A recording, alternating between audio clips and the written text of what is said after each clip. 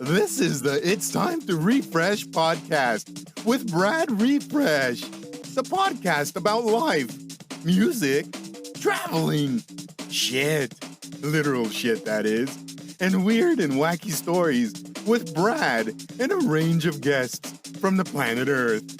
Feel free to share the pod with your pals, your mom, your neighbor's dog, or even your shrink. It's all fun.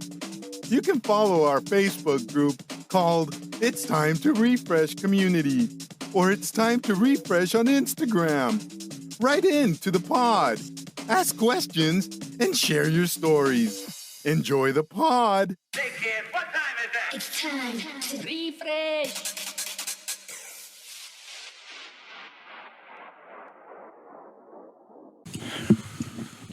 Yeah, all right, so we're back once again with another episode. On this one, we've got a very special guest. We've got Rob Cain. How you doing, mate? All right. Yeah, I'm good, you know. Basically, this is the first one that's out of Cumbria, so it's not in-house. So come down to Rob's and just wanted to talk about past, present and future of what you're doing. Yeah. So we'll start off with what you've been up to lately. I'm just busy gigging in Liverpool. My intention when I left the bounce scene behind was just to play locally again because I hated travelling. Travelling made me miserable. Yeah. Being in a car made me miserable every weekend, being in airports. So I just a gig locally. I do about, between 6 and 10 gigs a weekend in Liverpool. I'm really busy. Do two great venues regularly and then a load of events and stuff. So, yeah, just chocker, mate. Just busy. I'll keep tab on what you do on sort of online and stuff like that. I see you do a bit of music production and that, and you're doing teaching at the school as well. Yeah, I work for a company called Mode Training 2 days a week, teaching like DJing and music production. So we basically have a load of students aged between 19 and 19 plus, who've got aspirations or of being a DJ or music producer, or maybe it's something they've wanted to do their entire life and now they've got a bit of free time, they can come and commit to us a couple of days a week. So we teach them how to use Ableton, teach them how to use a set of decks, and hopefully send them on the way with the skills relevant to go out into the industry and make something of themselves. I wanted to ask you a couple of questions on that as well. The students that are turning up, are they Liverpool-based students or? Yeah, it's all Liverpool based. Yeah, it's for the Liverpool City region. That's what the government funds us for. Yeah. All right. And what's the music that they're coming in interested in? Is it? Well, it's quite varied, really. At the minute, we've got a couple of lads who were in the donk scene. We've obviously come because I'm there and I'm ex-pleasure rooms and stuff, but then we've got other people who, like our other tutor Les Calvert was a Garland's DJ at Society and stuff, so we've got people who come there for him, and then we've got another fella called Mike Chatterton who's like the most amazing unsung producer I've ever met anyway. That he's so talented. So we've got people who've come there to learn off him as well, so there's all sorts of different styles and stuff getting made there, from like bouncy house and to tech house and drum and bass, and we've got someone there making grime at the minute. What seems to be predominantly like popular with the 19, like the younger end coming up? It's all tech house. All house and tech house. Yeah, they all want to make Sonny Fodera or Joe Corey type tunes, or the other ends like Salado and that type of stuff. Right. That's what's popular in Liverpool anyway at the minute. What I was going to say, see with the tech house that's coming through at the minute, do you think, I know John Cotton does a bit of like tech house as well as the classics events, but do you think that it'll ever progress into a more speeded up, like, do you think that... Well, it's getting faster. Already getting faster. If you listen to people like Hugh McVicker and Ben Helmsley and stuff that's coming out on Trick Records, which is Patrick Toppin's label, it's creeped up to 135 BPM. I've noticed, like, and it's a bit tougher on the drums as well. It's basically just like Scouse House or bounce for the modern generation. If you listen to it, I mean, a lot of the stuff on Trick Records is all it's missing is a donk, and there, you know. It sounds like, and then there's actually an EP out by Eats Everything about end of last year, and It's one of the tracks on it is like sounds like DJ Disco Stamp Your Feet. Do you know what I mean? Yeah, it's got it's like a pump and house track essentially. Yeah, it's like a kick and it's just got the offbeat. It's not it's a dance. It's 130 beats per minute. The original Clubheads tunes are all 132, so it's not far off. So since you moved away from bounce, because what is it now? It'll be like 3 or 4 years, maybe 6 years. It is, mate. Fucking hell, 6 years. Time flies. Oh, but obviously, yeah, that makes sense. But what style do you find yourself playing most? I know you play like more like in town and stuff, so you have to play to the crowd. But I'm really into just house music personally, like good quality house music, drums and tribal rhythms and stuff like that. Unfortunately, that doesn't always translate well to who you're playing in front of. So I, at the minute, I play a lot of tech house stuff, and I wouldn't really call it commercial house. What I play, it's definitely the cooler side of that, but lots of Sonny Fodera, MK, all that type of shit, and then and then more tech housey type stuff, really. The more exposed house side of house, isn't it, really? Yeah, but I try and stay away from the Joel Corry type thing, really, if I'm honest, because... A bit cheesier, in it? Like. Yeah, I mean, it's not to say I won't play a little bit of it, like, because I play a long duration. Sometimes I'm DJing between 6 and 8 hours, so you've got to cross them bridges sometimes and play that music to the people in front of you, because I don't like repeating songs, so I'll try and play a fresh 8 hours every night, like I won't repeat anything. So sometimes you've got to go down them routes. Anyone who sort of knows you though, like this is just from what I've heard of your stuff. You're always quite experimental with what you do whilst DJing. You literally like you play. You just come up with ideas whilst playing. So can you fit that like tribalish house stuff in? Yeah. Maybe throw, say, like a non-acapella over the top. Yeah, that's exactly what I do. Yeah, that's exactly what I do. Yeah. And see, I mix on 3 decks. I mix on 3 decks nowadays. Yeah. So that just helps me be more creative. Sorry, I've got a chest infection here.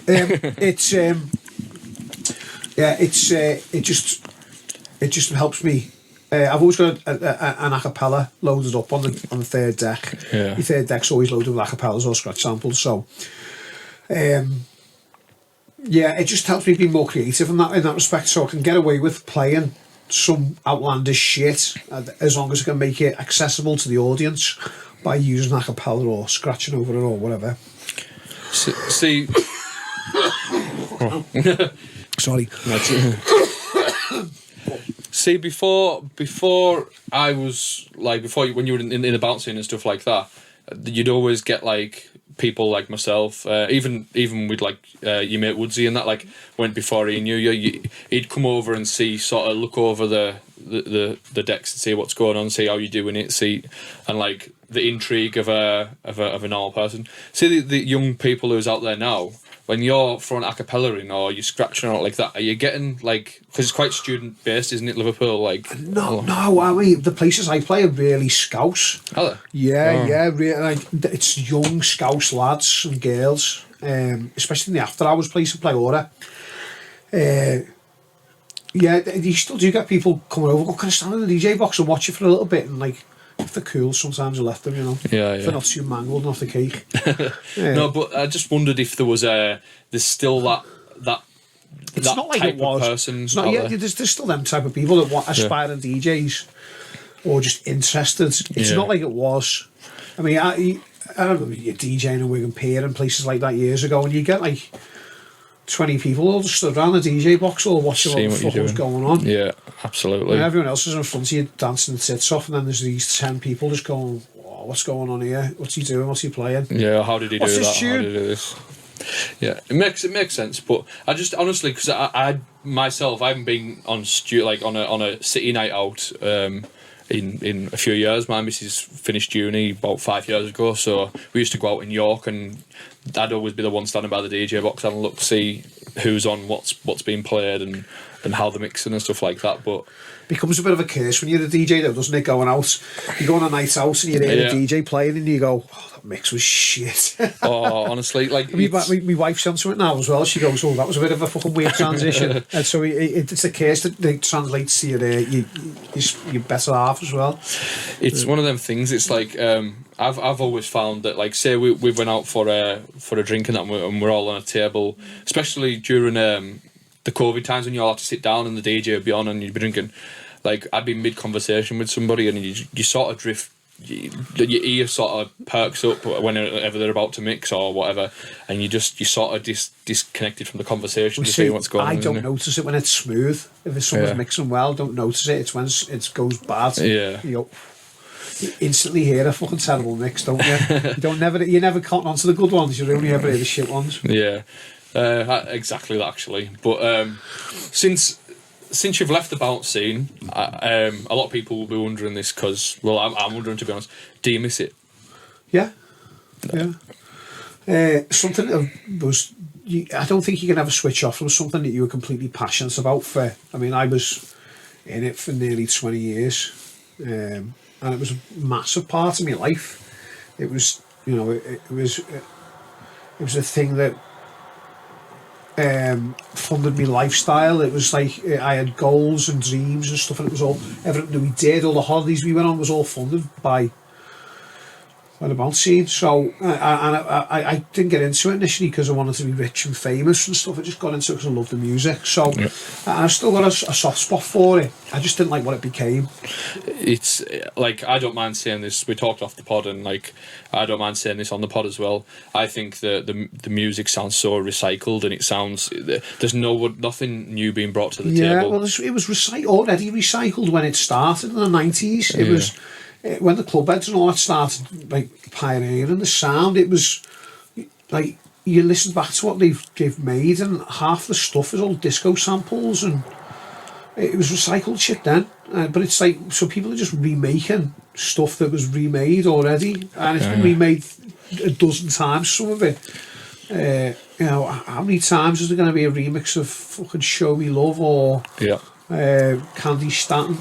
It's just going to keep getting done every year, and that's just how it is. But it was always a scene built on sampling.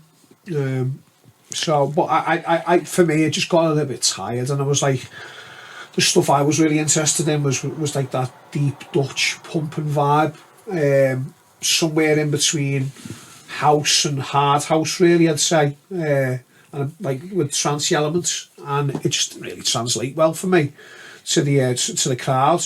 So I was dead into it, and I wanted to play a bit slower, but the crowd just went into it, and I was just like, in the end, I was just bored of trying to appease a load of people that I didn't really care about. Who didn't really care about me anymore. I was just thought, this is it, I'm off, and that was it, I'm done. Did you find it, I know I've already sort of asked your pod, but this is just more for anyone listening, did you find it hard to leave? Like for instance, like, because it's a routine lifestyle, you've been turning up to see your Blackburn, Burnley, Wigan sort of area, even Liverpool, when Pleasure Rooms were running. Did you find it hard to, the lifestyle change of, like, you're not playing that high BPM anymore? Like, was it hard to step away from it? No, because I was slowing down anyway. I started, like, about 2010, I started making a conscious effort to make tunes at 140 BPM. So, because that's the speed I wanted to play that and slower, because I felt like everything got too fast, and when stuff gets too fast, it doesn't have the opportunity to spread commercially. I thought if the music slows down a little bit with the right vocalists and right artists behind us, we could probably get a tune in the charts, and which is going to prolong the lifespan of the scene. But no one was on board, so it was just, I was like turning up to a gig and I'd go on after someone else, and they'd been playing 156 Teradon, and there's me wanting to play at 143, I'd be pitching all my tunes up, trying to mix them in, and he just sounded shit. I was just like, for me, that I think as long as it's the speed it is, it's always going to have waves where it goes from being popular to being terrible, and the one consistency in commercial dance music has always been house music, because it's always been around, it's always been the same speed, and it's always been credible in certain aspects. So I think that's what I wanted it to be and wanted it to go, but it just never went there. I think if more people had got behind it, it probably could have happened, and I'd probably still be playing it. I found that the stuff you were doing, like I really got on board with what you were doing when you done is it the Pang series? Yeah, the Pangs. Yeah, no, Pang was the label. Yeah. But you did like a Pomp. Pomp. Sorry, yeah. Pomp, and it was like a series of tunes, and it was just Pomp 1 to 22, I think it was, wasn't it? And like I was really on board with that because like when I first heard it, I think I heard like 3 or 4 first, and I heard it, and it was just like it was a good pump and bass line. There wasn't it was just a minimal bounce tune, really. That's all it was. It was just I took all the elements out of them that made a bounce tune cheesy, like that big happy riff, and I just stripped them right back and just left a little lead in them, and it was just a killer bass line, really. That's all it was about. A really interesting bass sound.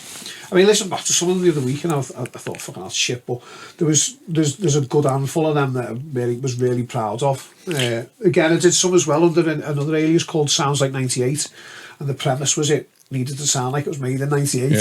I sang one of them tracks, didn't I? Bolivia. You did, you did. That's right, yeah. That's the sort of last time we sort of connected it, really, when we did the Return to Amsterdam EP on the label, and then the Bolivia tune or something. That's right. And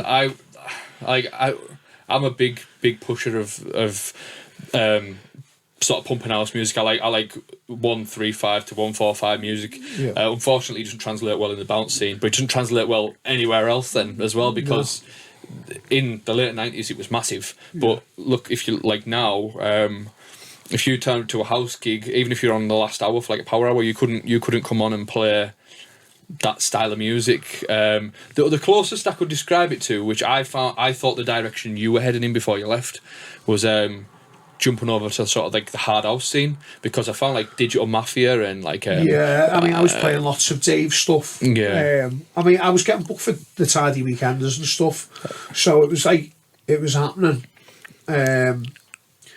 They were taking notice of what I was doing and what I was playing, so I was getting the gigs on the premise that that's what I was doing. But it was just too little, too late, really, for me. I think it's not a massive scene, the hard house scene, in comparison to what it was. Fucked, it's on its Let's arse. be honest, the hard house scene's fucked. The hardcore scene's fucked. The only scene that seems to be doing well is the bounce scene at the minute. And I say doing well. There's one gig a weekend and it's busy. It's not like it used to be in 2006, where every nightclub in the UK was playing clubland and bounce music. Absolutely. So it's still quite parochial, but I think it feels like it's the same core of 1,000 people going to every event.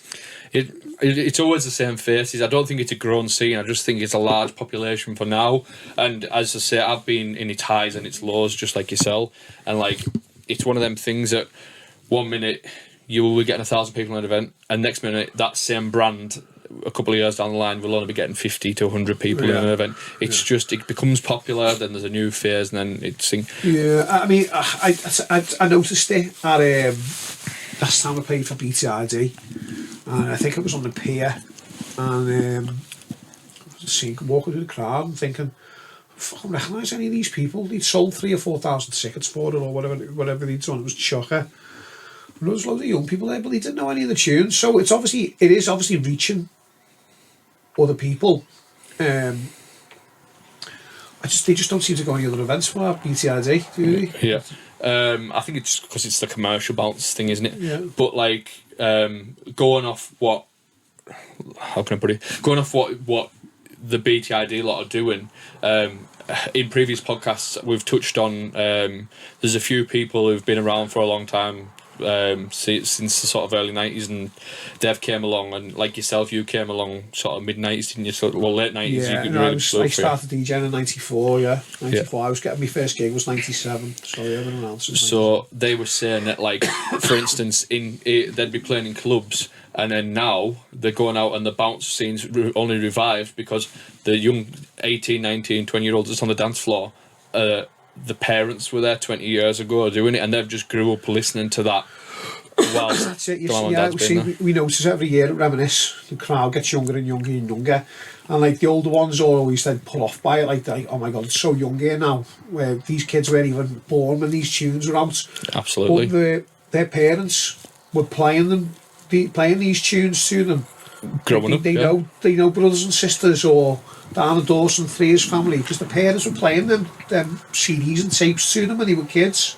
Does it make you feel old that, like, I think the Three's family and brothers and sisters, I think that was like 6-7 years ago where them kids come through. The kids now, Pretty Green Eyes, Shooting Star, like all around the world type stuff. Yeah, so Too Funky 2, Brothers and Sisters was 91.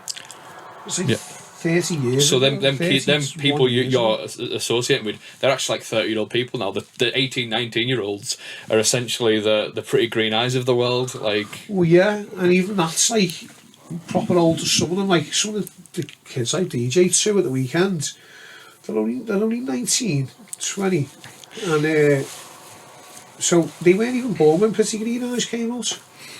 You know, so it's just mental, isn't it? It just does make me feel old. Like I've seen a lot of music styles come and go over the years. How do you feel with the how experimental you can be with house music?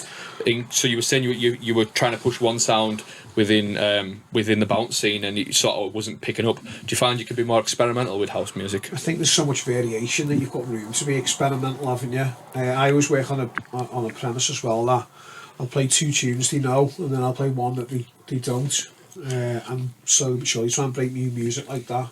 Be more experimental with it. Yeah, you can definitely be more experimental with house music because I think it's more acceptable and accessible to clientele. Bounce music was so parochial. You've got a core amount of people into it, and like they don't want to move off their out of their lane. Sort of thing. Out of the comfort zone. Yeah, I know without me disrespecting Ben and Martin's event, because it's obviously the best events in bounce music, and I think you go to a BTID event, you know what you're going to hear, don't you? Yeah, you could pick out 100 tunes, and every single one of them 100 tunes will be played, won't they? Let's be honest, you can, what Andy Whitby's going to play every set. It's the same 50 tunes in different order. Yeah, no, it is. I mean, no disrespect to Andy, he's a great DJ and that, but you just know what's going to happen, don't you? And I think when you go and see, especially house DJs and tech house DJs, there's that much new music every week. I mean, I get sent 300 promos a week nowadays. It's just insane. I feel like if you're going to produce a tune as well, and you can be experimental with house music, because it's that worldwidely known, you might play it in town and it might not go off, but at the same time, you might have some kid in Malaysia who absolutely loves it. This is it. I sometimes look at my views on my free downloads on SoundCloud and see where it's been downloaded the most, and you get more downloads in Russia and places like that than you do in the UK. It's mental. It's ridiculous, isn't it? Yeah. What was I going to say? So, now you're releasing like house music. I said now you've been doing it like 6 years, but how have you got goals of what you want to achieve? Because obviously you've reached the top of the bounce scene. So like, I never wanted to. I don't want to be famous. I don't want to jet set. I obviously like more money because that'll help me have a better life with me wife and kids. So that's the goal. But I don't really have any aspirations to do anything or go anywhere. I don't want to play abroad. I don't want to go to Ibiza. I mean, if I get gigs, I'll do them. But we haven't really got any goals anymore. The reason I stepped away from the bounce thing was because ultimately it made me unhappy. Yeah. And now I'm happy doing what I'm doing. So I've achieved what I set out to do. So you could say a goal is just to remain in the lane you're in, and just see what happens. I'm not pushing to be a superstar or nothing like that. If it happens, it happens. But I wouldn't hold my breath. It's just one of the things where I'm quite happy just doing my thing and trying to stay relevant and exploring new music and playing new tunes and just playing good tunes that I like, and hopefully other people will like as well. That's all it's ever been about for me. I feel like the way it comes across is like, because obviously I listen to a lot of your mixes and that as well. You reposted one with the Studio 54 one the other day. The 54 one, yeah. And I was listening to it, and it's like, because you don't know what tune's coming next. Because as you say, like within the bounce scene, you've got a set amount of tunes to pick from, and you know as soon as you hear that a certain kick or a bass line, you think, oh, that's that tune sort of thing. Yeah. When you listen to house music now, it's the excitement that Bounce had 20 years ago with regards to like, oh, this is a new tune that I might not have heard before. I'll go to the DJ, or nowadays Shazam it. Yeah. Do you find a lot of the younger ones like phones out Shazamming if you're playing a tune? No one wants to admit to Shazamming stuff. So if they do it on the sly. Yeah. I do it on the sly. I would never let anyone watch me Shazamming nothing. Yeah. Or I just ask. I was playing. What's this? Yeah, no one's get caught Shazamming. But I know that within Liverpool, the old school scene is really like because I know a lot of like you do vintage and them type of events. Big Love, Reminisce, There's a big resurgence of that. The old school scene's been huge in Liverpool for years and years now. It's all down to Lee Butler, really. Yeah. And Lee does the most successful events, and he's a household name round here. He's like the flag bearer, isn't it? Really, for what it is. I mean, he was always the benchmark anyway. Back when I was growing up, he was who you wanted to aspire to be. He played the best tunes, and he played the best clubs. And his popularity has basically spared on a whole scene of old school club, and it's just resurgence. All the people that went out to listen to Lee Butler in the 90s and early 2000s, the 051, all had kids, got married, and now the kids are older. They can go out and have a party once a month. Yeah. And that's why the old school scene works in Liverpool. I do think it's got a little bit overkill, if I'm honest. Yeah. But, the good events are just good anyway. So the big loves we do in the Shankly are always amazing. We sell out like 1,800 tickets every time. And then we've obviously Reminisce Festival's fucking gigantic, isn't it? It's mental how much it's grown. You like when you see the first year in comparison to because I was always running the second arena. The first year, I think we had 3,000 people turn up in the first year, which was a massive success for them. Massive. It cost a lot of money to set that up as well. What were they projecting? Like, I know I'm being sort of nosy, but that was a sellout. That was sold out. Right, sold out. They were expecting 3,000 people. Right. And the last one, I think, was just over 22, maybe 22,000 people, something like that. It was fucking bedlam. Absolute bedlam. And then obviously you probably read online all the fucking issues they had there.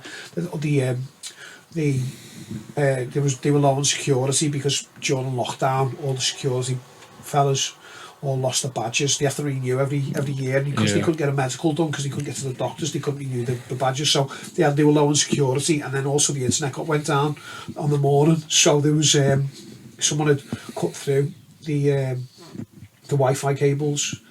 Because I think they'd been KB'd or something, so all the internet went down, so no one could get any internet on the phone to scan the tickets, and all the tills went down, so no one could pay on cards. It was an absolute fucking nightmare. So unfortunately, Lee Butler and all that got it in the neck, but it weren't their fault. It was just people were desperate for that first big night out, and the fact that they couldn't pay on the bank card for the ale, and it took 3 hours to get in, ruined the fucking day. Yeah. So they were obviously going to be dead vocal about it. It was dead unfair on Lee because he's just a front man. There's a big team of people who work on that event, and they obviously want it to go well. It's not as if they don't want you to turn up. And he's took it on the chin because he's the front man for it. He's the face of it, which is dead unfair on Lee because he works bloody hard and he's a good lad. But yeah, that's what happened like with that. But anyway, back to the old school scene in Liverpool's. I thought it was going to die off for a little bit, but it just kept going and kept going and kept going. And like, it doesn't matter how many times you put fucking 2 Funky 2 Brothers and Sisters live PA on. Yeah. People will still turn up to fucking see it. It's ridiculous because like obviously I'm up from Cumbria and stuff, and like we've got lads who are coming down to these events on the basis of like they won't just come to like one event, they're coming to every single one, and like they're lucky if they're getting tickets as a lot of the time as well. That is it the Shankly? The big Shankly. That one. that seems to be really popular with the lads from my end who are interested in like the Yeah, house because music. Shankly's like a decent destination spot. The actual venue itself is lovely. Yeah. And you've got this outside terrace. Bit cool, isn't it? Like it's And it's in a hotel, so you can stay in the building. You got a party in. It's just a no-brainer if you're partying upstairs all day, getting on the special sauce. You can just roll downstairs to your room afterwards, can't you? Without even trying to get a taxi. I know, mental. Plus the girls in Liverpool make a real big effort when they go out, so that kind of brings lads in as well. Definitely. You were saying about the old school scene and Lee Butler and what type of person he's like a local like celebrity, you would say, wouldn't you? But a little funny story to sort of go on a tangent. He's there was a spark who come to ours to do some maintenance on some security gates where I work, and just got speaking to him and that, and he's like, I used to go to the quad and all, like obviously talking about music, and then he's going, I just said, so what sort of DJ is it? Lee Butler, love Lee Butler. This guy was what, 55, 60-year-old, and honestly, he was worshipping him. Like it's he's locally, he's like it's like a cult. Yeah, he's a celebrity locally. Like he's like, I mean, we because where I went mode training, the teaching place where we're a sponsor of In Demand, so Lee comes in all the time to see us. He also runs his drug counselling charity as well from the same building, so he's in the building all the time, and he comes in sometimes when we do our kids camps. We've got the kids in over like half term, and they love him. Is he big with the younger ones as well? They love him. That is a surprise. They love him, honestly, because he's on the radio and he's in people's faces all the time. He's big on social media. It's just mental, because I mean, if you go round by where you live and said, you know, Lee Butler is like 99 out of 100 people would go, don't know what you're fucking on. Yeah. Not a fucking clue. Anywhere else in the country, no one has a fucking clue who Lee Butler is. When you're in Liverpool, he's a household name. This is sort of going off on something else again, but one thing I love about Liverpool is you're very, very proud of where you're from and what you do. Yeah. So what I've noticed is, let's just say, up my way, you put an event on. Yeah. You've got your core residents. Nobody wants to come and see me and 3 other DJs. They always want to see a Rob Kane or do you know, someone come on like I don't know anything, like, or an MC or something like that. Or even with the house music, you have to get a guest in for them to think. With Liverpool, like, even back as far back as 20 years ago, they would come out and they would support like your Lee Butlers and like. Well, you look at them big love events, right? And you look at the lineup. Except for a PA, every single DJ on that lineup is from Liverpool. Yeah. Everyone. There isn't a single DJ on any of them lineups that doesn't play in a club in town every week. You can go and see them. You go and see every single DJ on that lineup somewhere else, probably for free, or for half the ticket price at least. But people just flock to it because that's just what it's like. We are patriotic about our city. We do support our own. We go to our own events. You know, we've always been like that as Scousers. That's just that's our mentality, is to support our own. And it goes back to that thing. I mean, I'm not into footy and that, but Scousers do live by the whole "we're not English, we're Scouse" mantra. I believe it. Like, I strongly believe it. I'll be honest, if they could build a fucking wall around Liverpool, they'd probably do it. I was reading a thing on the Echo site, and it was there was a vote of if it came down to it for their independence, what would the vote be? It was somewhat ridiculous. Like 95% of Liverpool would be like, yeah. Do you know what I mean? Everyone else off, yeah. Yeah. Well, they were talking about getting made part of Scotland, weren't they, or something recently, which is just insane. Yeah, it is ridiculous. I want to get back on to you and your story, sort of thing. I've always wanted to know what was the origins of Total Control? Like, how did you get together with Chris? Like, was it a mutual love of music or? So what happened was I was working in the record shops in Liverpool, which I did for years and years and years. I was a buyer. I used to buy in the Scouse House and the Funky House for various different stores. And Chris's brother Neal was like the mouthy one, and he used to used to come to the record shop and go, oh, my brother's making music, and like, Yeah, he'd be like, I know what you mean. does he? Yeah, all right, okay, whatever. Get him to bring some music in. So next week, Neal turns up again. He goes, "I got a CD here. This is what our kids been making." I was like, "Oh, then I banged it on." And it was a Donk remix of New Power Generation, Good Life. I was like, Quality tune, by the way. fucking hell. So I like that. I played that in the aquarium because we just got CDJs in the aquarium. This must be 2003. Just got CDJ 1000s in the aquarium. And I thought, I'll fucking play that. Play that on the weekend. So, and it didn't even have an outro. It was the first fucking 2 minutes. It just kicks in, and then I had to mix it out dead quick because there's no outro on it. Yeah. So I was like, yeah, that's fucking Boston. And then so they started just bringing me music all the time. And I was very conscious at the time that I needed to start making music. And it was getting to about 2006. And I said to Chris, I went, yeah, I said, how do you feel about us getting in the studio and just doing stuff, me, you and Neal? And Chris was like, oh yeah, definitely, let's do it. So we just started making tunes. And the idea was I would go in with, because I couldn't make music myself, I would have an idea of what we wanted to do. I'd turn up with the plan, let's do this, something with this sample in it, and this breakdown, and I want it to sound like that with that type of bass line. And Chris would go, you know, like this, and he'd show, and I go, yeah, or I go, no, not that sound, I'd try a different one. We go through samples and all that, and he just kind of put it all together. So everything that was on the screen was what I was telling him to do, always like that, and he just made it sound good. And then Neal stopped joining in. I mean, Chris carried on for a while, and then I don't know what year we stopped making stuff. 2010 maybe. At this point, when you're doing it, when you first getting together with him, was this your first production you were involved in as such? Yeah, I think so. Yeah, I'd been in sessions before, well, people were making stuff, but I was never really interested. I was just there to take drugs and party. But yeah, I'd seen people making music before. But yeah, that was the first time I was ever involved in anything. Yeah. Yeah, definitely. Can you remember what the first tune was? That we made? Yeah. First tune, like, well, fully enough, like, there was a tune out called, it was called Donk Shake. You know, Donk Shake. It was like a milkshake remix with, what was the riff? The riff was off an old Tim Woken tune. But what happened was, Chris and Neal had brought a CD in of this remix of, like, it was the first like 30 seconds or 60 seconds of this tune. It was like milkshake remix with Donk on it. I went, that's Boss Lad, he needs to finish it off. And he went, what's your time to do to it? I went, I don't know, I'll call him tonight.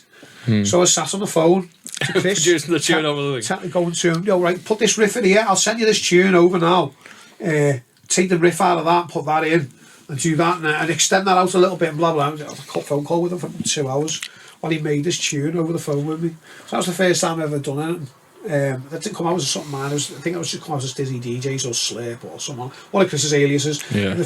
And then we had a similar thing with Raining Again, I think.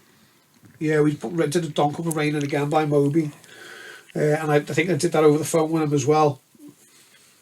Did you have the Marvin Gaye acapella over at that point? No, that was much later. Later. And then the first studio session I went in with Chris, we did a remix of Hard to Beat. These all came out on vinyl as well, so this is how long ago this is. Yeah, we did that one, and then I think after that was Static Bounce or something maybe. I can't remember.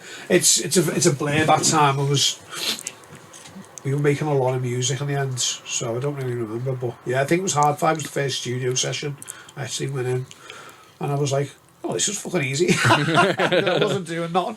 So just telling them what to do. So when you were in there, are you actively looking like, what's he doing there? How does he do this? How does he do this? I was following what he was doing. Yeah, it took me years to figure out how he was doing stuff. For me, I'm a visual learner, so it made sense for me looking at the project on the screen. Yeah. Because I'm a DJ, I was looking at it from a DJ's perspective. this is going to be this is how long your intro needs to be. This is what you need to have, like, 2 phrases of bass line before the first break or whatever. So I came at it from a DJ's perspective, not a producer's perspective. We were making tunes that were mixable, So, yeah. So you sort of done that. You had quite a lot of success with Total Control as well, didn't you? Yeah, we did. Yeah, we did have a couple of official remixes and The Script, Christina Aguilera, DJ Sammy. I do my research. Yeah. Well, there was a load, there was loads. And then we did loads of remixes for 3 Beat All Around the World, Ministry of Sound, Nuclears. How did you get on that then? Was that sort of Static Bounce that sort of elevated you, or? Yeah, well, Static Bounce got signed by All Around the World. We had to cover it. The vocal was re-sung, which was fucking horrible. Actually, it was Wayne Hypersonic who did the vocal got the vocal done for us. We had a vocalist come in. We sat in the session while Wayne recorded it. And then that was picked up by All Around the World. They paid us a decent advance on it, which was the end of advances, really. Yeah. He gave us a remix deal as well, so we'd be remixing a couple of singles for them, other singles, and that was on like 2 Ultimate Energy albums, a Clubland album. It's done pretty well. A load of Nick skits mixes. It was on loads of Tidy Tracks albums, Nucleus compilations, stuff in loads in Spain, Holland, Australia, Hong Kong. It was mental, and like, I mean, to be fair, I probably still owed a load of money off it. Yeah. But he paid us quite a nice advance for it, so it was good. Yeah, I like, we got loads of stuff off the back of that. Every time people would call us, somebody ask, "Oh, can you do a remix for us?" They'd be like, I'd be like, "Okay, so what you want?" And they go, "We want it to sound like Static Bounce." I was like, "Oh, fuck's sake!" I fucking hated it. I hated the tune. The first time I played it at Wigan Pier, and I played it at the Pleasure Rooms the same night. Completely blew the roof off.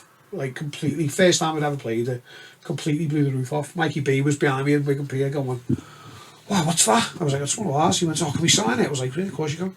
So they signed it for All Around the World, did. And it sold thousands and thousands of copies on vinyl. Just mental. I didn't play it again after that. Honestly, I played it once. Of all the tunes you've done, it's the only one I sort of like. It's not that I don't like it. I hate it. It's fucking awful. I put out a post the other day saying, of all popular tunes there is in the world, what tune that fills a dance floor that you don't like, and that didn't even spring into my head until then. It's because every time I've walked into a club, it's like there's always a selection of 3 or 4 tunes. It always gets played, guaranteed. Static Bounce, Paradise Say the Light. Oh God! This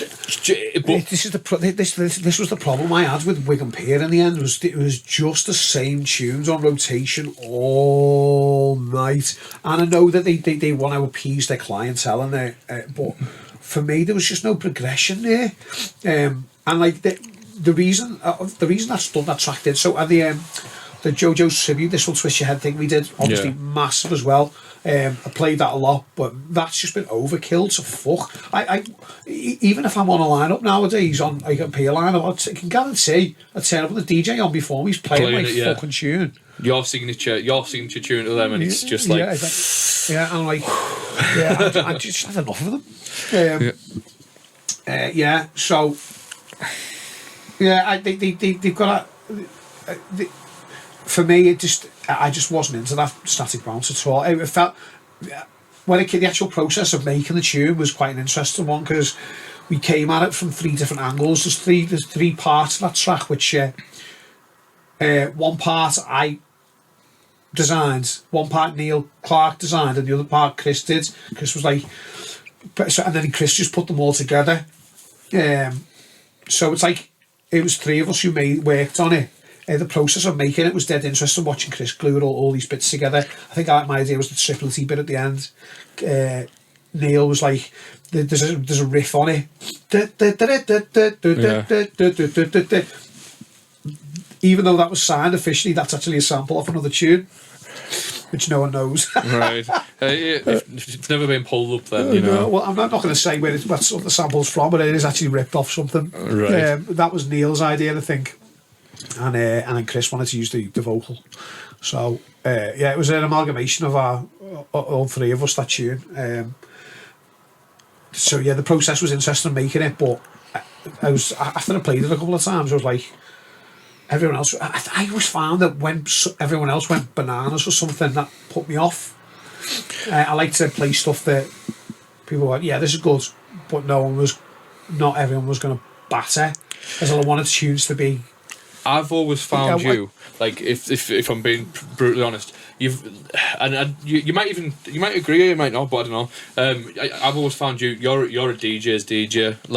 Like if you go in the bounce scene and ask somebody ask a DJ who your favourite DJ is, it's more than likely going to be you. Yeah. Just because a lot of people say that I'm your favourite DJ's favourite DJ. Yeah, that's what they say. It's exactly what it is, because I've always found you would always be a bit more edgy with what you'd done. I just wanted to be different, because I come from a scene where it wasn't just dunk all the time. Like the Scouse house thing in Liverpool was an amalgamation of different styles. Hard house, trance, funky house, Euro house, bouncy stuff, whatever. So we weren't just stuck to just playing one thing. Like the Wigan Pier sound was cool and that, but it was the same thing all from start to finish. It weren't like that in the 05 one. Yeah. It was very, very different. You had different DJs playing different things. You'd have like Dave Bryan playing his funky stuff. Then Lee would come on and play all the Dutch stuff and like trance and Scouse housey thing. And then Little Johnny playing little bit harder.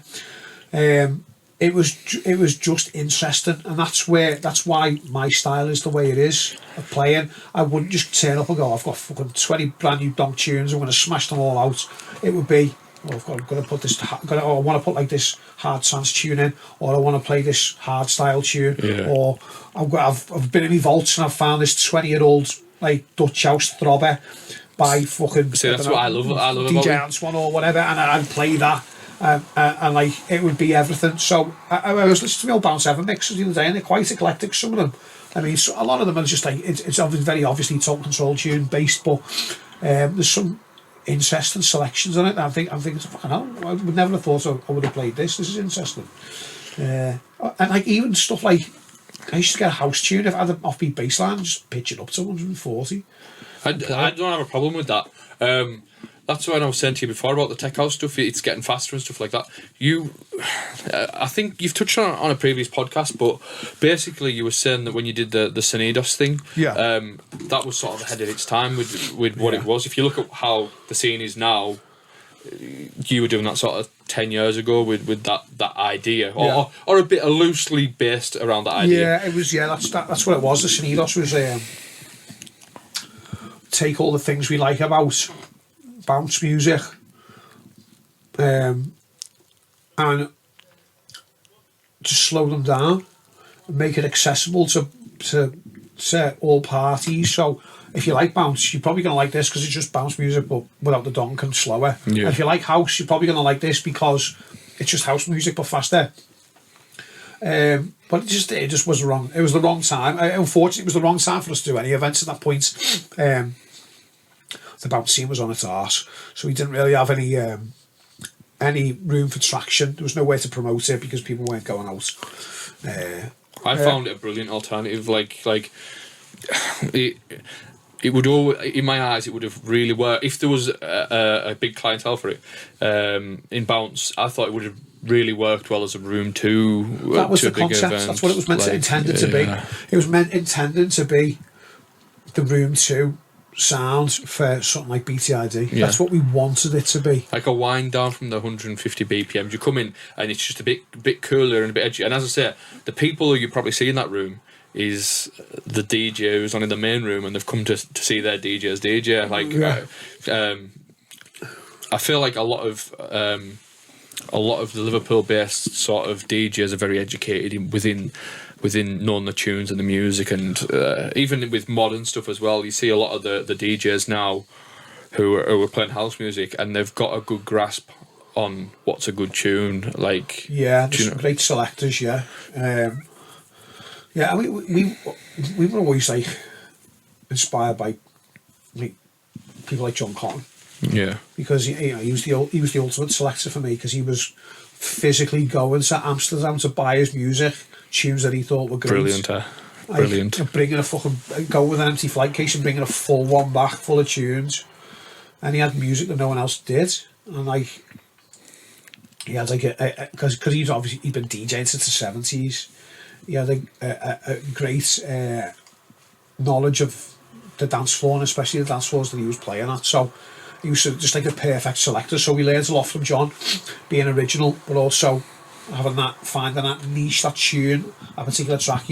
I know that this is going to work if I play this at this particular time or this particular place. That dance floor is going to really react to it. So I mean, the most important part of DJing has always been being able to read the crowd and play to a crowd. For me, it was never about playing to the crowds and keeping them happy. It was always playing to the crowd and giving them something that they don't realise they want. Yeah, I always found that really important. I don't want to play a load of dead obvious tunes. I don't want to play Freed from Desire and Show Me Love and shit. I want to give them something they didn't know that they came to the club tonight to hear. It's a better buzz, isn't it? It's the when you get that reaction, it's just as big as when you play one of the big tunes, but the feeling that like of that risk's paid off. Do you know? It's like a proper. It's a high you chase, isn't it? Yeah. I just want to touch on John Cotton as well. Just because this is from my point of view. I know you love him for what he is and stuff. I always, when I struggle for ideas when I'm producing in the studio, John Cotton mixes. I listen to your mixes, right? And then it wasn't until you put him on Make Some Noize, which I want to touch on as well. You put him on Make Some Noize, and I started listening to his stuff, and I was like, wait a minute, Rob's ripped that off there, and I've ripped that off Rob. And it's like, do you know what I mean? Like, not ripped off, but you can tell it's heavily influenced. Like, there was one tune. Do you know disco fans? Some disco fans in here tonight. The Daredevils thing. Well, you did a tune which I sort of ripped it off, if I'm honest. I didn't rip off a riff or anything like that, but the sort of structure of it, do you know, so if you listen to the disco fans when it's the knock on it. So like it was just that sort of build up and how it got progressively faster, and then I heard you do something similar before I'd heard that tune, and then I sort of ripped that off and released it as a sort of inspiration, and then I heard John play for Make Some Noize, and I'm like, oh, that's where he's got that from. Do you know what I mean? Like, so what tune was it that I did? I can't remember. It was it not? Was it not Be Quiet? Maybe. You basically shoot the riff in for a little bit, and then you do a little percussion thing, and then shoot the riff in, a taste of the riff again. It's essentially the same way that builds up. That shh, be quiet one. Yeah. And you give like a little taster of the riff. And then you build it up, and then I was like, when I listened to that, there's definitely some sort of similarity of where I'm like, right, okay. Yeah. Do you know what I mean? Like, you might not have ripped it off directly, but you can tell listening to his mixes where your inspirations come from. Definitely. I was always dead inspired by John, what he played. The fact that he couldn't get any of his fucking tunes just made him even more inspiring, really. So he just like, he'd put a sticker over the label, and he'd just write "fuck off" on it. She'd lean over the deck to see it was. He'd just say "fuck off" on his tune. Just give you a look. And you go, "What's that?" And he'd go, "Fuck off." But I want to touch on Make Some Noize as well. You had a brilliant concept with that. The first few events, and the lineups were really, really diverse for what Bounce was at that time. Yeah. Did you start in 2013? If I've got that correct. Oh God, it was 2000. Yeah, about 2013. I think you got the club heads on the first event. 10 years ago, you know. That's mental, isn't it? It's 10 years ago, yeah. So when that first dropped, I was like, I didn't think I'd see that compilation of that lineup anywhere Well, you before. think about what we had on it. We had Clubheads on it. Then we had Lee Butler, me, John Neal, Ian Redman. It's ridiculous. Like, and then I mean, even and lower down the lineup, like it was like Nicky B and Alex R and people like that. You know, so it was really strong lineup. And then we had Voodoo and Serrano on as well. I think. I always found though the way you presented it and the way like. Even now, I look at the flyer, and it's cool as fuck. Like it's cool. That's what Bounce is missing. It's cool. It was aimed at Scousers. That's why. Yeah. You can't do these Bounce lineups. Like I didn't want Scousers because they just go, that looks shit. Yeah. And they'll tell you that looks shit. We're not going to that. You've got to. Yeah, we had to aim it as if it was an 051 thing. Yeah. They always had a bit of flair and finesse. But it come across as elegant. Like. Do you know when you look at a flyer and you can John did a great job on it. Yeah. To be fair. Do you not think though? And I know you can sort of back this up as well because you've been on the lineups. But when a flyer is released, and you look at it and think, "Fuck it, I'm not looking forward to that." Like just based on the flyer because it's just shit. I hate donk flyers. I always have. And then it would have made they always make more sense to me when it's just text. There was a fad about 3 years ago where everyone had a fucking logo. What do you mean? 3 years ago to now? Is it now? Still now. I see a flyer with a load of logos on it. I just don't even read who's on it. Just don't pay any attention to it. Tiesto stars and all that, you know. Tiesto thing now. Is he? Yeah, he insisted his logo was on the flyer for Greenfields. Yeah. It's good branding, but for the thing, annoying. It's just annoying. You see a million logos on it. I'd rather it was just all uniform. It's easier to read. It's easier to digest. I always thought was cool. It was basic, but it wasn't advanced. The pleasure rooms flyers. So like you'd have pleasure rooms one colour, and then it'd be like. Carl used to just design them on his. It's like a Microsoft Paint thing, but exactly it's cool. It's cool as fuck though. That's exactly what he did. He used to design them on Microsoft Paint. Yeah, but that's what I was going to say with the Make Some Noise concept. I always found that. I mean, I think you or John might have sent me the recordings from them because I think I was maybe John, and I was just blagging his head for ages. Like I didn't get a CD pack first time around. Come on, send us all. And he sent over. To be fair, he sent recordings over, and I always found that like.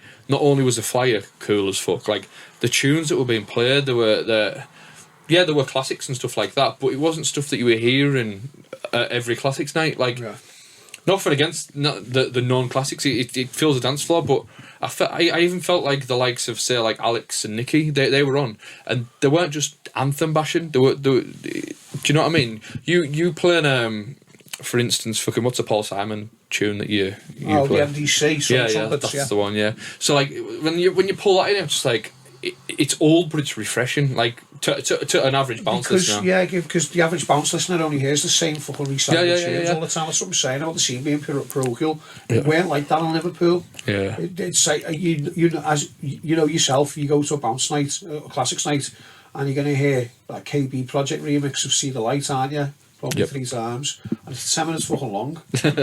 So it's just weren't like that in Liverpool. We had a dead diverse sound. So when you pull classics night out, there's a whole multitude of tunes you can get away with.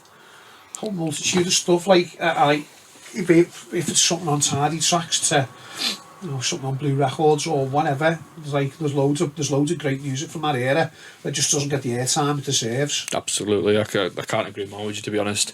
I want to move on to the next sort of thing of Make Some Noise. What sort of happened to it? I know we had a great first event. We made a load of money. We went, that was fucking brilliant. Let's do another one. O2 ruined you, didn't they? Yeah, so the first one we did was in the 051. Yeah. The fact that it was in the 051 and the 051 had been shut was a big selling point. Yeah. It was a success.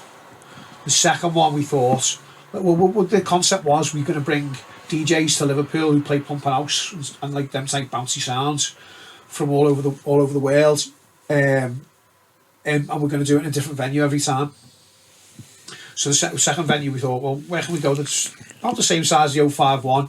It's got a big stage and it needs to be different as well. It can't just be a club that everyone's at where it doesn't feel special. Exactly. So we went to the O2.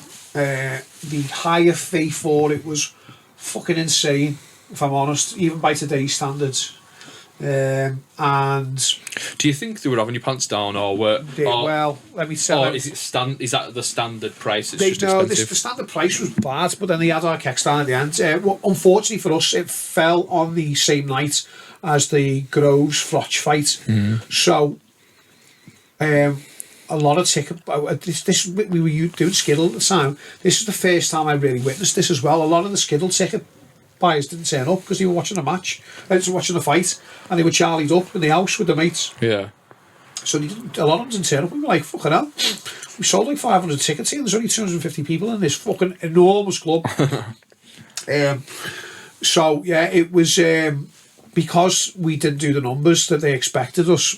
When we went to cash up at the end of the night, they'd say they were taking money on the door as well for us.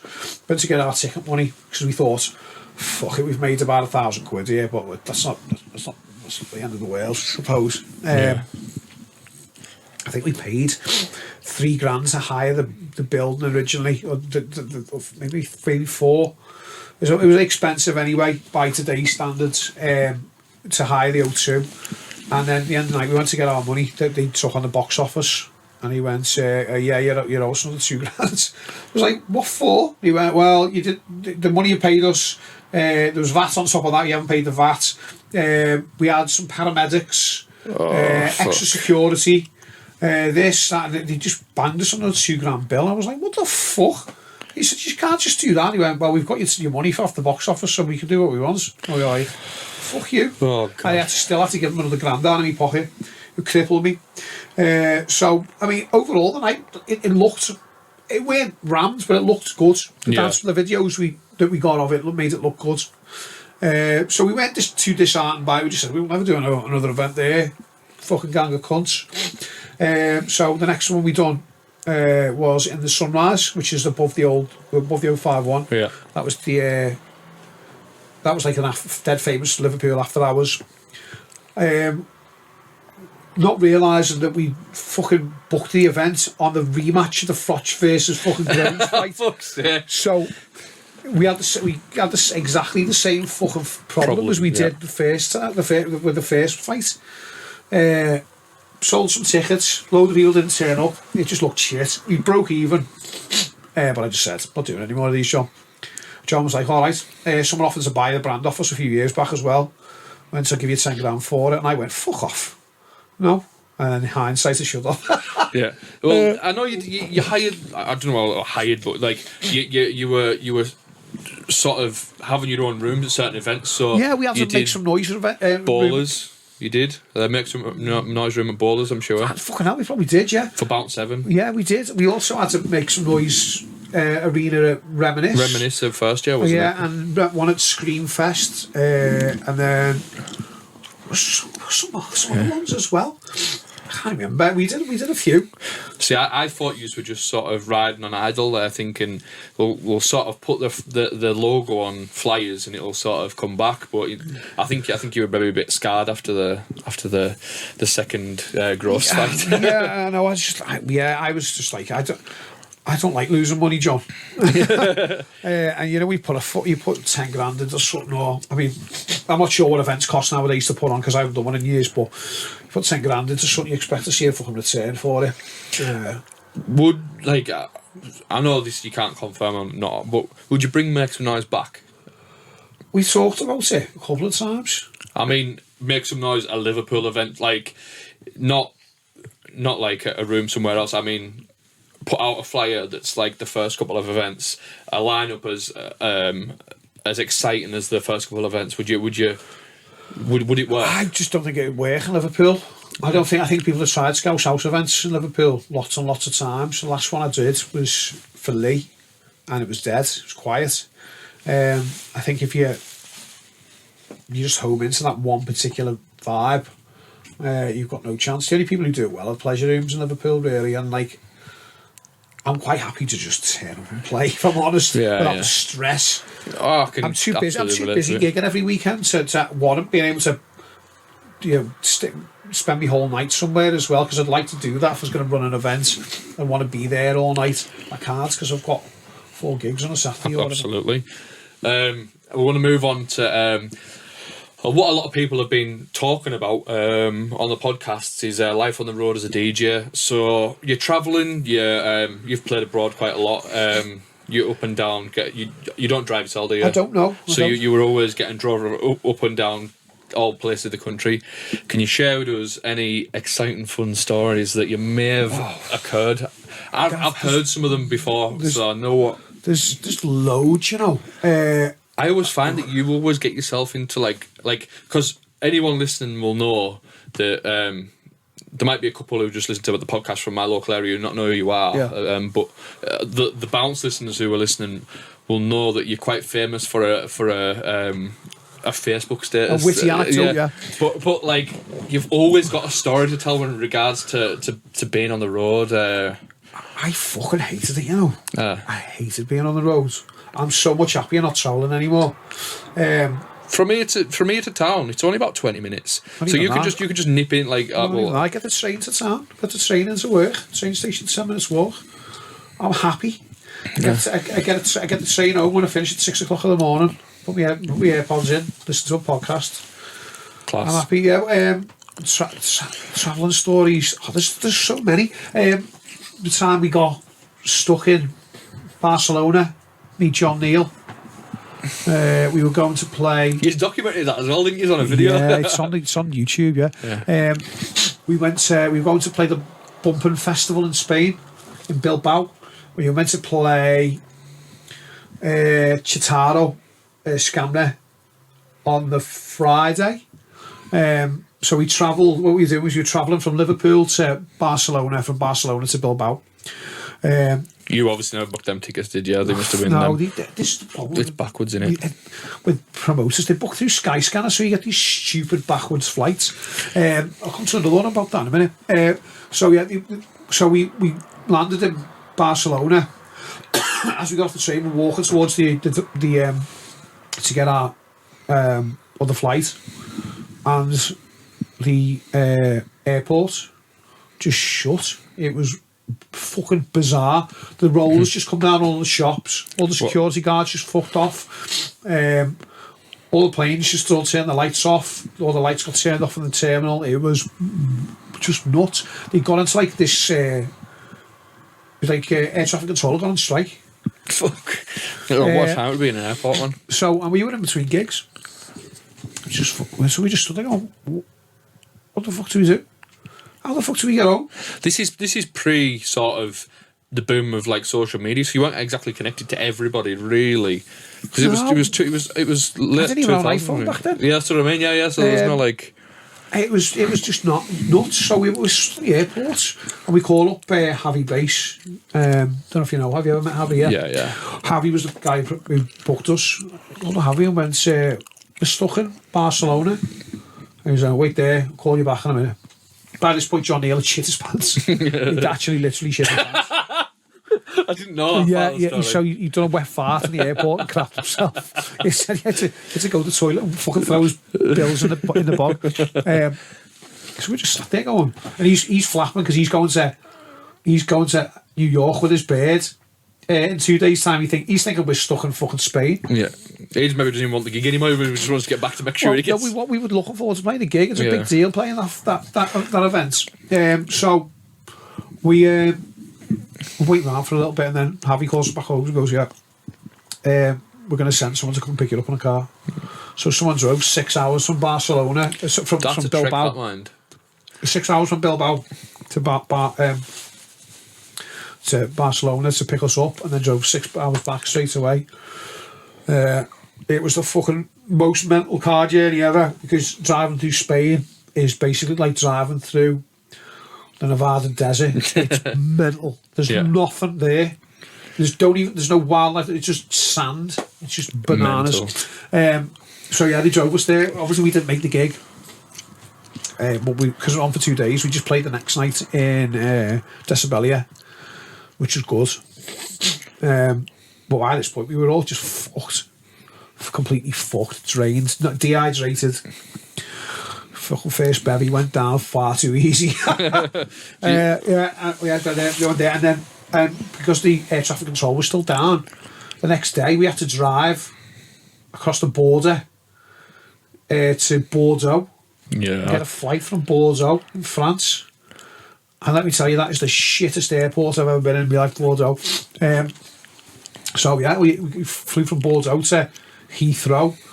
We got to Heathrow. There was a fucking... we had to get to Euston Station. There was a strike at Euston Station as well. So by this point, John Neal is freaking out because he's like literally flying in 5 hours or something to New York with his bird. His bird's on a blower to him, kicking off. He just jumped on the first train that come in. He jumped on. He ended up getting off at Leeds. His bird come picked him up from Leeds. Me and his mate Liam, just like, oh, fuck this. We're just gonna wait. Just waiting around. Yeah. So like a gig that should have been like amazing over and done with in a day, in and out. Could have probably done it in 12 hours or something, including the travel time. Ended up being 3 days.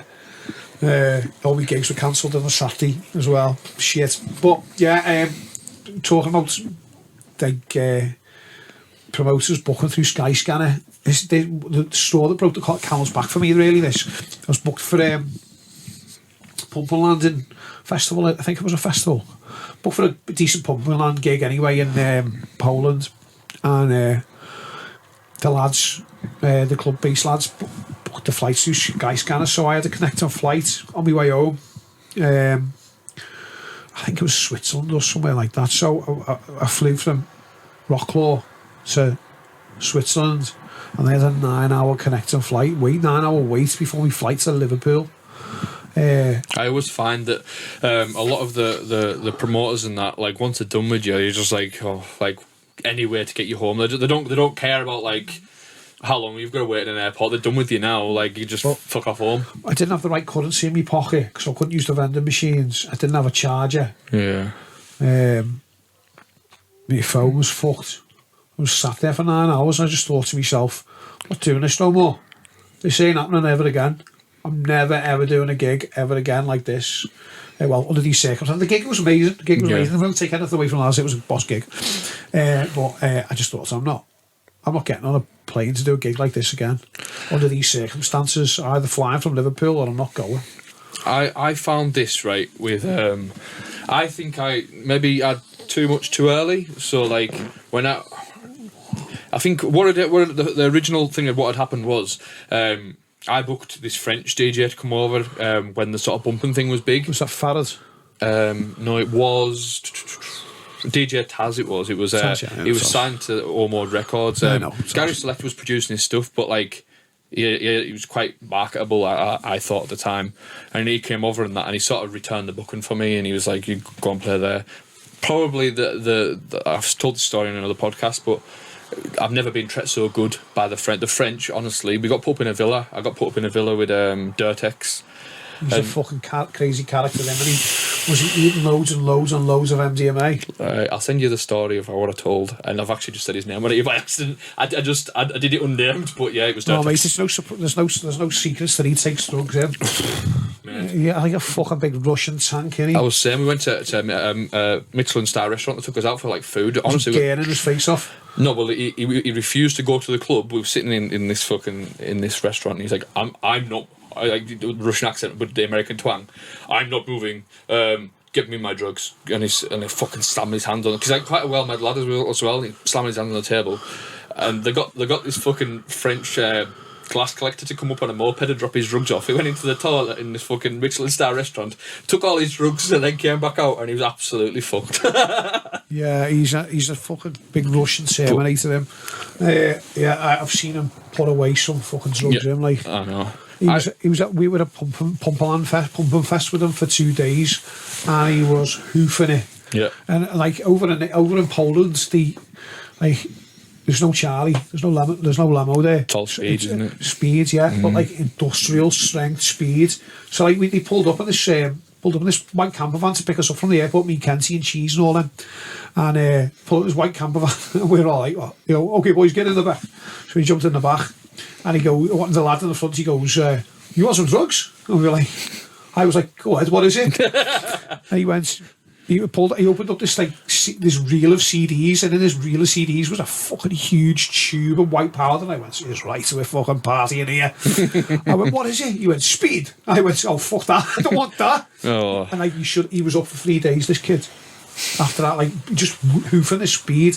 I was thinking, I'm fucking made up. I never had any of that. I would have. Yeah, it was like industrial. Like, everyone was just whacking speed on fets and that. I was just like, wow, what's this? I found that with Spain, like I was saying that I'd done too much too early. That I went over there and did you ever play the Venezia club? The one in the mountains. So you like drive up in the mountains. It's all like graffiti. They were all and in the mountains. Oh well, I don't know. I suppose. But anyways, I went there and like they party harder than anyone I know. Like we got there at the beginning of the night and they were all on the dance floor giving it them big kicks, the stupid fucking dancing they do and whatnot.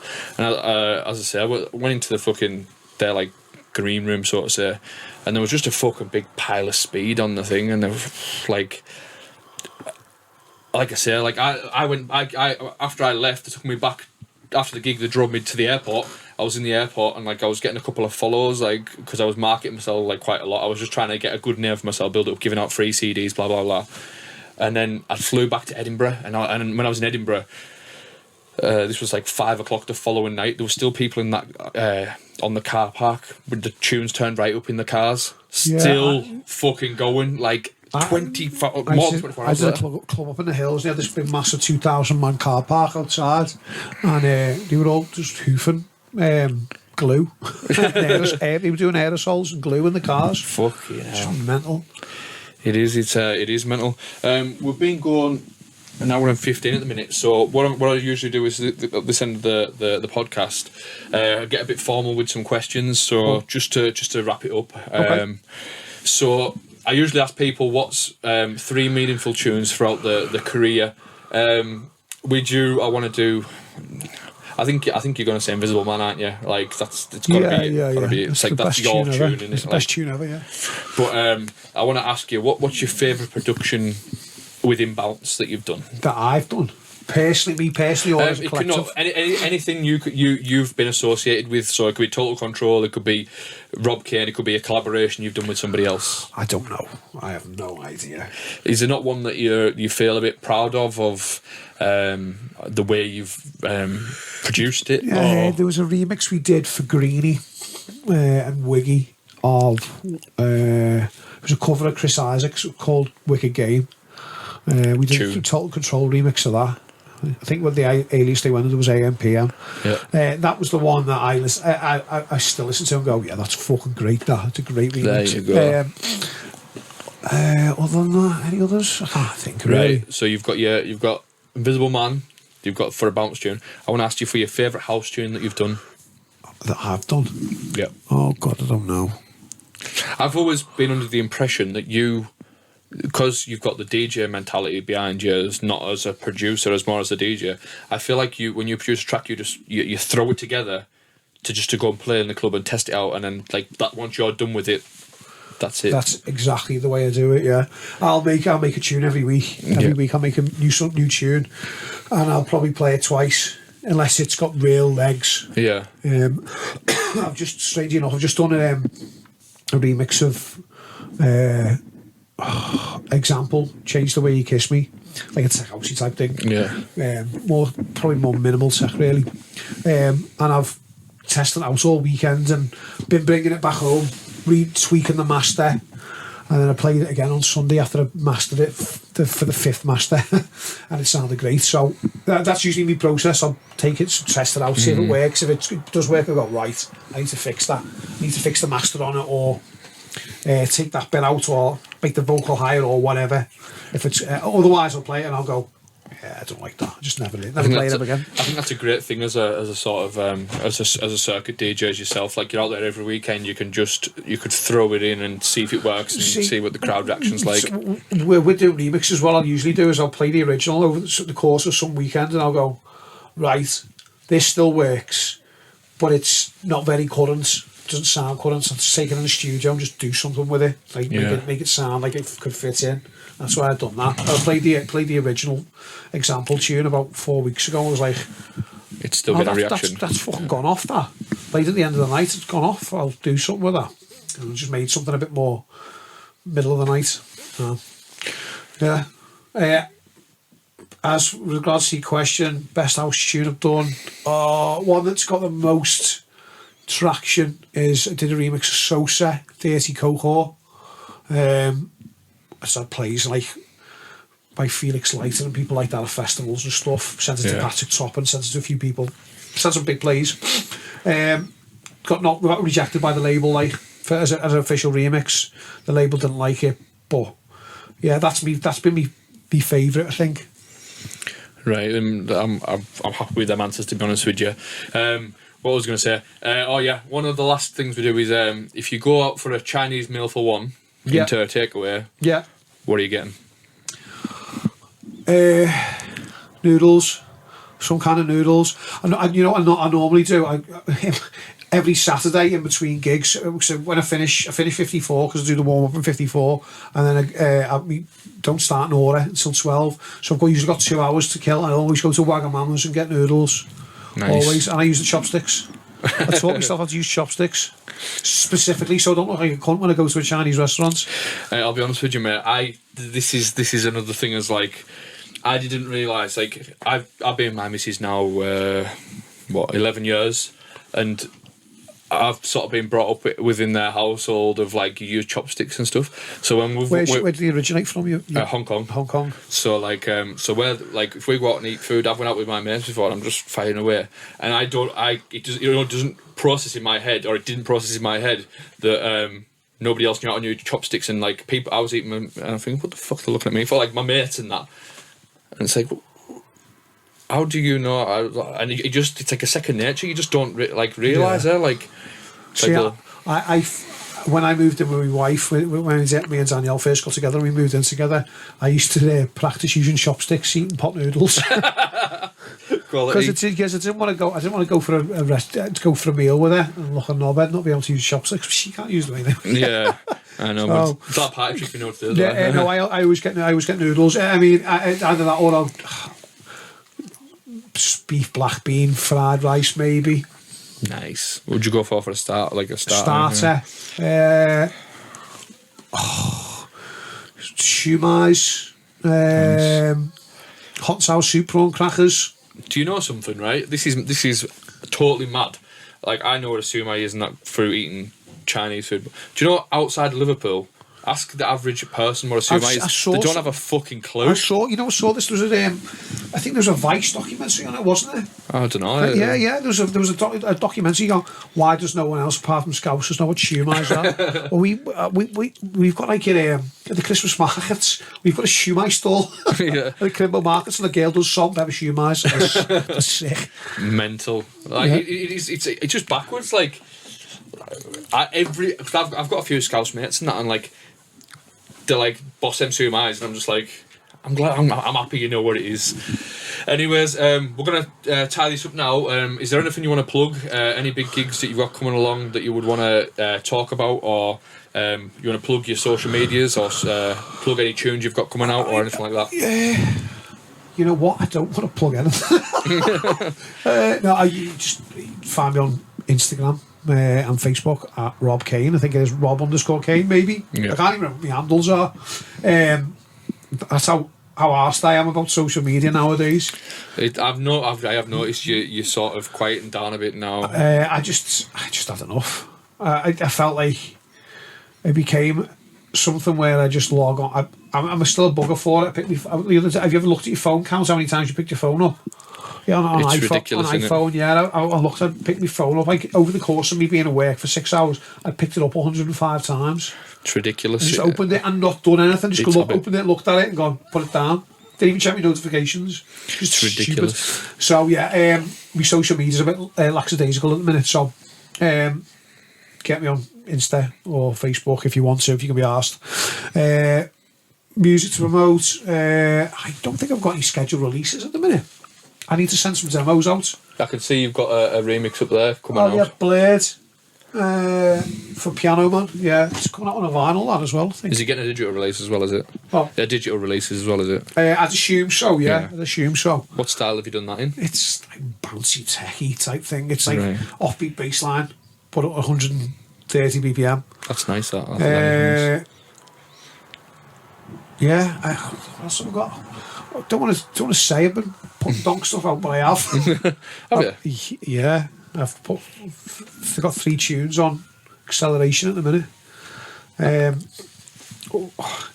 I've kind of blagged it a little bit really. All I've done is I've been making house tunes and then I've just spent them up to 145 BPM and put a kick and a donk on it. Class. And just released it, and I've done it. I've got about 20 ready to go. I just keep drip feed them to Kenty so he can put them out. Brilliant. I've not got my name on them though, so you'll have to hunt for them. I'll be looking. I just want to say thank you for everyone for watching. Been a brilliant episode. Absolutely loved it. And I'll see you later. Ciao. Nice one.